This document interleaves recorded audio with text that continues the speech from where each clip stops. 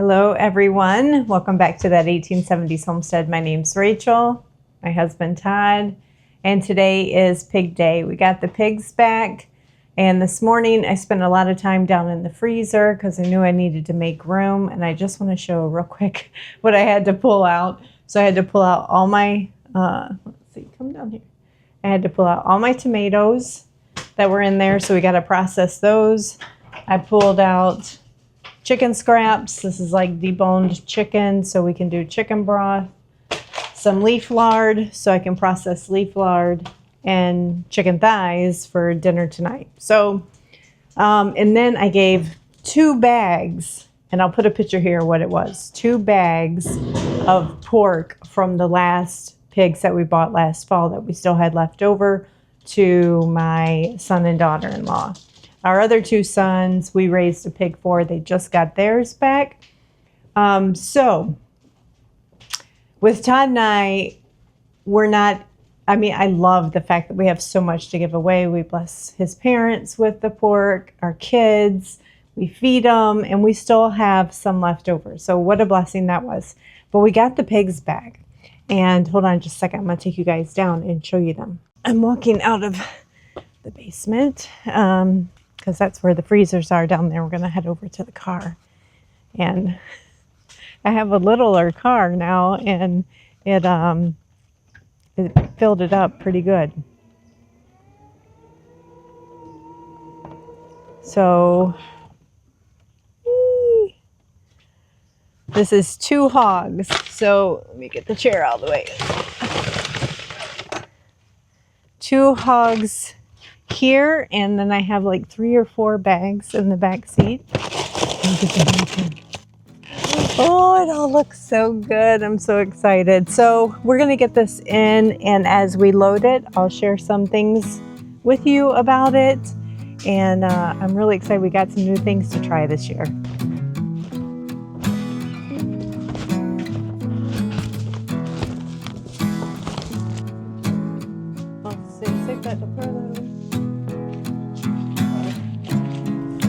So Hereford Berkshire was the breed of pigs that we raised this year. We raised 3 of them.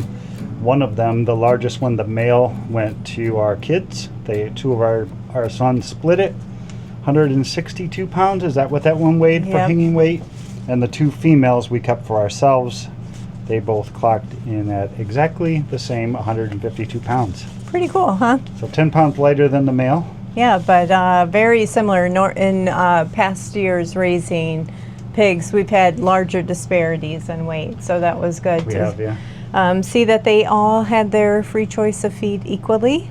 So now we're going to try to start getting this unloaded. So this is our what we call the pork freezer, and it's kind of empty in that there's 1 chicken, some chicken breast, lard, and a slab of pork belly down at the bottom, but the door is usually empty, and it's not right now. So I'll see once we start loading this if we need to make yet more space, and I have some space in the chest freezer. So the opportunity of loading, while we're loading it, I think I will share with you some of the cuts that we got, and maybe it'll help you guys as first time raisers of pork what you might want to get. I'm going to take the chickens out. This is like hocks and pork chops. I can put the hocks in the door. And the pork chops, we know, always go on the top shelf. We should bring a marker. Oh, we have a marker. Yay. Pork. That's all pork chops too.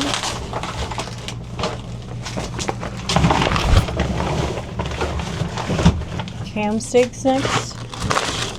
Is this all ham steaks? No, there's another hock. I think I should just make some ham stock.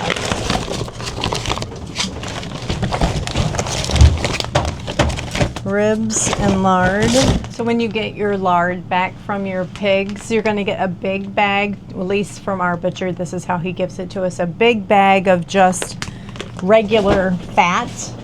that you can render down to lard, and then you'll get smaller packages of the good fat that is the leaf lard from around the kidneys, which is what you use for making your pie crust, cookies, donuts, whatever you want to use it for. And that is like the real high quality stuff. So we're making progress. So we got, for the first time ever, really excited about, and kind of a mistake at the same time, we got Italian pork brats and cheddar brats. Brats is something that we eat a lot of, and that was from one pig, and from the other pig we got breakfast sausages, both links and patties.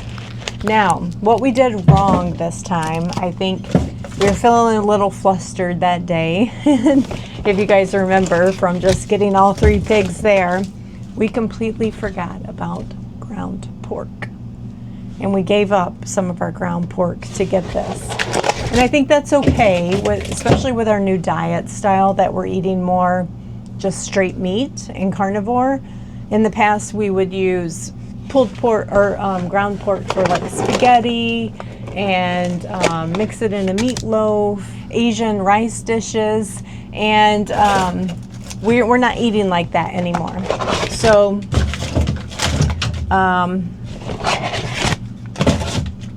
yes, so I think that we're going to be fine, because and this is like really good camping food, so easy take and go.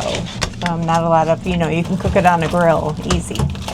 So cheddar brats, and then we'll do Italian brats in this bag, and then we'll put all of our breakfast sausages on the next shelf. All right, so we got just mild breakfast patties, and I mean, that's the size of them, really good size. Breakfast patties, I think there's 4 per package. Okay, and then a whole nother bag of pork chops. So we have 3 bags of pork chops. If we didn't show them to you, again, they look so good. Good red meat. If you're buying commercial pork, you're probably used to pork being really white meat. And since we've been raising our own pork here, you get back really high quality red meat. So we have a whole bag of hocks, probably a half bag of lard. What is that? Oh, more lard. And then we got from the pigs 4 pulled pork shoulder roast.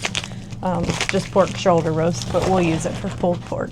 All right, so we do have about 4 bags and a chicken we need to find space for in the chest freezer, because this one is full with chicken, mostly chicken and beef, onions, and then a lot of like soups and stuff. Okay, so I did a lot of organizing in here, prepping for this. So there was more tomatoes in here. I've been processing those. I've got my cabbage, garlic there. So I think we can put all the hocks at the bottom. So I just moved the blueberries all, just so you know where they are. They're all underneath this side. And I think that'll give us room. I moved a bunch of lard under there. Oh no. Gonna have to eat some. Yeah. Call mom and dad. I'm gonna set that aside.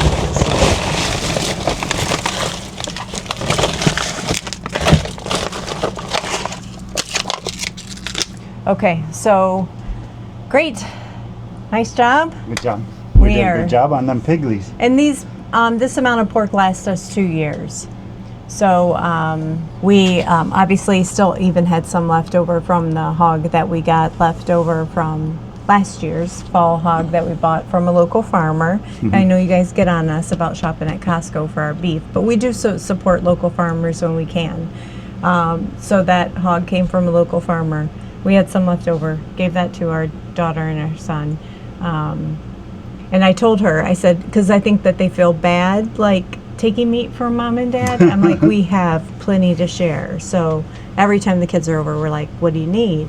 And they're modest or don't want to ask for too much. But I told her today when I sent her the picture of her freezer full, I said, I hope this demonstrates you can shop at Granny and Grandpa's whenever you want. Yeah. So, alrighty, we're gonna take that last bag of lard though and put it in the garage fridge, and that wraps up pork season. Oh, price.